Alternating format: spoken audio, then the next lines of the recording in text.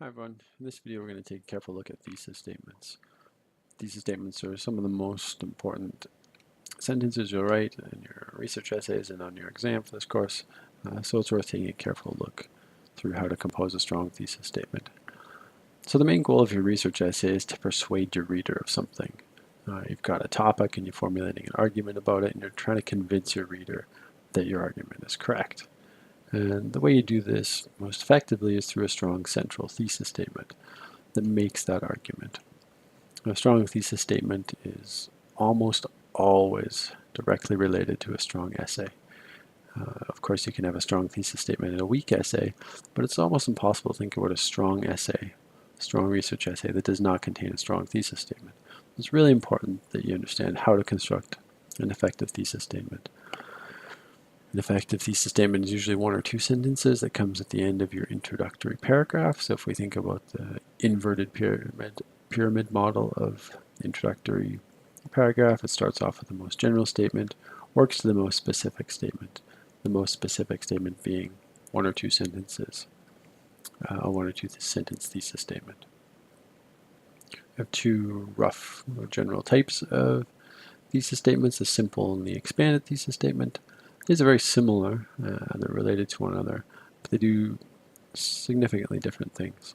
A simple thesis statement only contains the argument that you're making in your essay. For example, the author's use of statistics to show that standardized testing is deeply flawed is central to this article's effective rhetorical strategy. We made a really simple, simply stated thesis statement there that only contains the argument. I've put this essay will argue that in square brackets because I find that it's often effective for students when they're beginning to write thesis statements to write something like this essay will argue that, or I will argue that. The argument is absolutely crucial to the success of your thesis statement. So if it's helpful for you to start your thesis statement off with some phrase like that, then by all means do so. Of course, you can always take it out later again if you have an instructor who disagrees with that, or if it's just too many words. It's a little bit wordy and unnecessary. It doesn't bother me if you leave it in though.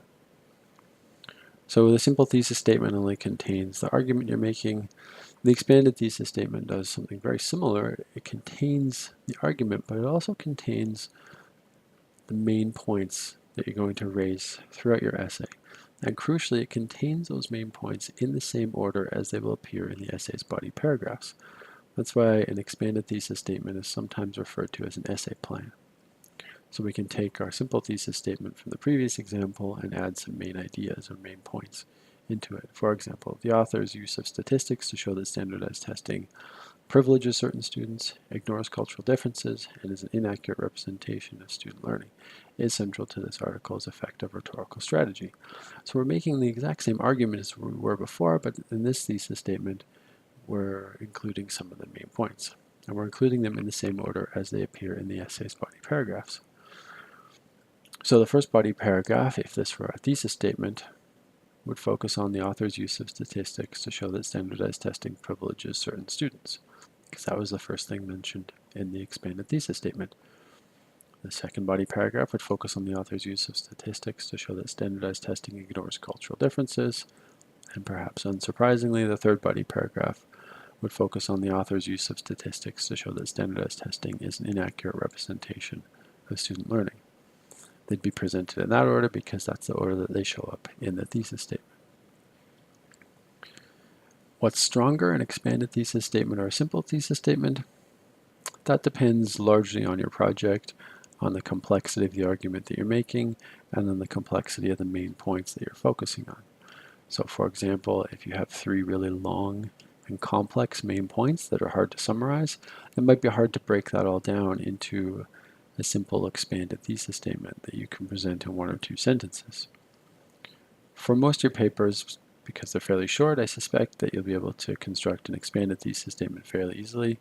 An expanded thesis statement is not necessarily stronger than a simple thesis statement, but I find that they do help readers understand the organization of your thesis, and they also help you as you're writing to make sure that you're following some kind of strict organizational pattern, which can be really effective when you're writing your essay. I think that it's helpful to break the process of developing a thesis statement down into these three discrete phases or stages. Stages of your thinking: the observation, the argument, and then the so what. So these aren't necessarily stages that you'll write down, but they are stages that you'll think through as you're composing your first working thesis statement. So you have to start by just making an observation of some kind. This is simply noticing something about the topic or about the text you're reading or studying, or about a question that you're investigating. So for example, you might be thinking about the effectiveness or the benefits of fish farms in the Pacific Northwest. Right? And so you might be reading some material about that topic and finding that a lot of discussions are focusing on either the economic benefits or focusing on the environmental effects of fish farms. So you're starting to notice something about the topic. At this point, it's more important that what you're noticing is interesting to you and potentially interesting to your reader, than necessarily being specifically true, quote unquote true. You're going to use your research essay to prove that the thing you've noticed is true, to prove that your side of the argument about that thing is true. But at this point, it's more important that it's interesting. Another example might be you're reading a poem and you're starting to notice that all these colors are showing up in the poem. We don't have to start thinking at this stage about the importance of those colors or the effectiveness or the rhetorical use within the poem. We need to just make note of those things and notice that we're noticing them. It's also useful to examine any kind of emotional response you have to the topic or to the text. I don't mean does this make you break down sobbing at your computer screen, but is it something you agree with? Is it something you disagree with? And starting to ask questions about why. Based on that observation, you need to start to formulate an argument. And this is probably the most challenging phase of coming up with a thesis statement or developing a strong thesis statement. You have to take a step back from that observation and say something about that thing that you've noticed. So maybe if you've noticed that there are often discussions about the economic benefits of fish farms and the ecological threat of fish farms, now you have to take a step back and start to think about what the importance of that thing is that you've noticed and how you can make an argument about it. So maybe you've noticed that while people often talk about the economic benefits and then often talk about the potential ecological problems, no one is really talking about the economic cost of those ecological problems. So this is an example of focusing on the difference between appearance and reality, which is often a really great way to start formulating an argument. Everyone seems to think this about a topic, but what I'm going to show is that this other thing is really the case. So maybe the theme of the poem you were reading was focusing on death and war. But what you want to focus on is how you noticed all these colors showing up in there and how there's this really vibrant life actually at play in this poem you're reading. And so focusing on the difference in appearance and reality can be really effective. In some way, the thing that you're arguing has to be counterintuitive. If everyone noticed the same thing, if it was entirely obvious, then it wouldn't really produce a very strong argument. You also need to make sure that you can express your argument in a focused way. Is it a small enough argument to fit within the parameters of the assignment you're working on? Can you also articulate it clearly? Can you say the thing you're trying to argue in a clear manner? Again, starting with I will argue that sometimes helps people focus on actually making an argument. Now, how do we know if we actually have an argument? Well, we need to think about whether or not someone could disagree with us. If someone could disagree with you, if someone could reasonably disagree with you, then you have an argument. Often people neglect to make a distinction between argument and facts. A fact is not open to argument. A fact is open to interpretation. We can't argue about whether or not a fact is true or not. It either is true or it isn't true. For example, if I say that it's raining outside, it's either true or it's not true. Someone can easily verify that by simply looking outside or going outside to see if it's raining. If it's sunny outside and I say it's raining, that's not an argument, that's not an opinion, it's just wrong. Now, the interpretation of that is where we can start to have an interesting argument. So for example, I could say, I think it's better when it's raining outside because I don't need to have sunglasses on and I won't get a sunburn, and it's important for the trees to get a lot of rain.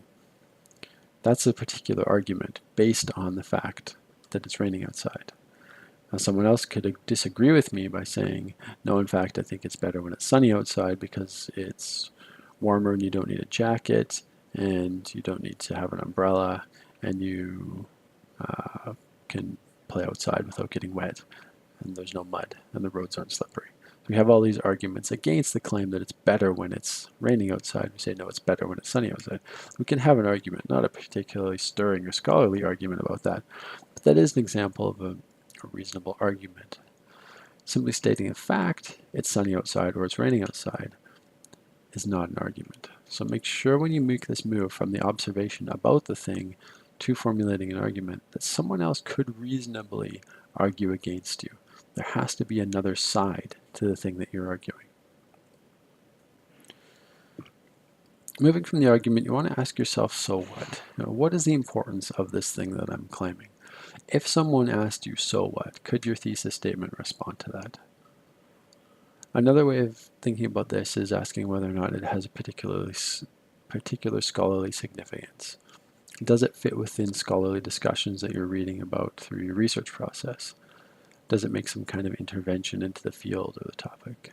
That doesn't have to necessarily mean a world-changing or life-changing intervention into the scholarship, but does it in some way answer a question that hasn't been addressed, or take up an argument that you feel has been neglected, or say something counterintuitive? Why does the reader need to know your side of the particular argument? It's often helpful to think not only about thesis statements as finished products, but to think about them as evolving, as working through a process. And as you work through your research and writing, your thesis statement will change, and it probably should change. If you came up with a thesis statement at the beginning of the semester and then did a bunch of research and read a whole bunch of stuff, and your thesis statement was exactly the same, well, in all likelihood, you haven't really learned anything about the topic. So it's expected that your thesis statement would work through a bunch of different changes, and so that's why it's useful to think about your thesis statement as a working thesis. Let's look at how that might map onto the three-step process. So maybe we're reading an article about standardized testing and we've made some kind of an observation about it. As we're reading, we think, this article suggests that standardized testing isn't that great. And now that I've read it, I tend to agree. So we might start to wonder, why am I agreeing with it now? What is it that's making me agree with the argument being presented in this article? So we start to formulate a thesis statement. This article convinced me that standardized testing is not a good way to measure learning. This doesn't actually make an argument, though. This is a statement of fact. It either did convince me or it didn't convince me. So we need to figure out a way to actually make this statement of fact into an argument, to step back from that observation and to say something about it. So we focused a little bit more in the second draft on the statistics. So there's something in this particular imaginary article that convinced me, and I found it was statistics. So the statistics in this article convinced me that standardized testing is not a good way to measure learning because it ignores the life conditions of some students. We're starting to focus that analysis a little bit more, and we're starting to make it into more of an argument. It still isn't a particularly good thesis statement, but we could see how this would allow us to do more analysis of the text, to focus on statistics, and maybe to branch out in our research to think about how statistics are used in other articles or look at the way that other articles about standardized testing are written. Moving along, we've refined that a little bit. The many statistics used in this article to show that standardized testing ignores cultural differences and is a deeply flawed measure of student learning are examples of the article's effective use of rhetoric. So now we've made an even more refined argument. Saying that it was an effective use of rhetoric makes a specific kind of argument about the article we've been reading.